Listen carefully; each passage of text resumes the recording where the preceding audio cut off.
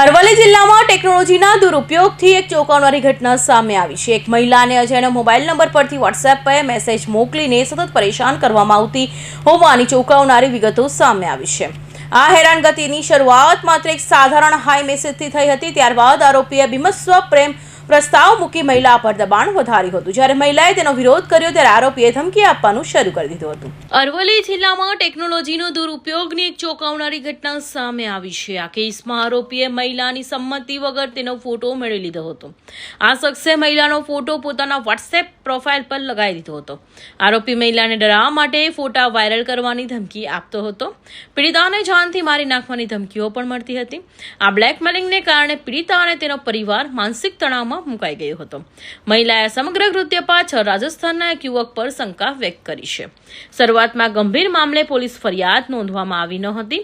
સ્થાનિક સ્તરે ન્યાય ન મળતા પીડિતાએ હિંમત હારી નહીં। તેમણે ગુજરાત રાજ્ય માનવ અધિકારી આયોગમાં ન્યાય માટે પિટિશન દાખલ કરી હતી। આયોગ સમક્ષ રજૂઆત કર્યા બાદ તંત્ર સફાળું જાગ્યું હતું। પિટિશનના 3 મહિના પછી આખરે કાયદેસરની કાર્યવાહી શક્ય બની છે।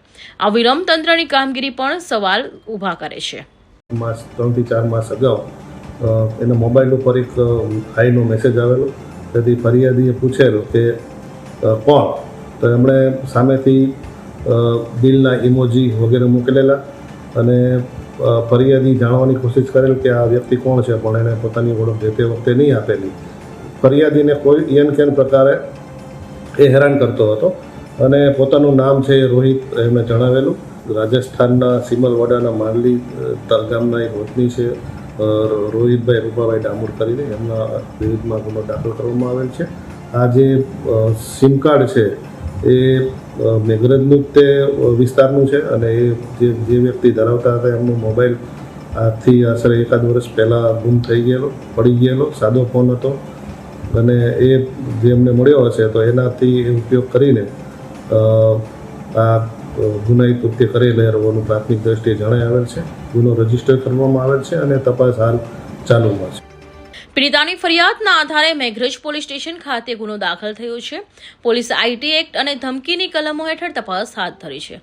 શંકાસ્પદ યુવકે રાજસ્થાનના હોવાથી પોલીસની એક ટીમ ત્યાં પણ તપાસ કરી શકે છે। સાયબર એક્સપર્ટ્સની મદદને લઈ આરોપીના લોકેશન ટ્રેસ કરવામાં આવી રહ્યા છે। પોલીસે આ શખ્સને વહેલી તકે પકડવા માટે સઘન તજવીજ કરી રહી છે। કૌશિક પટેલનો report, Hind TV news, Surat.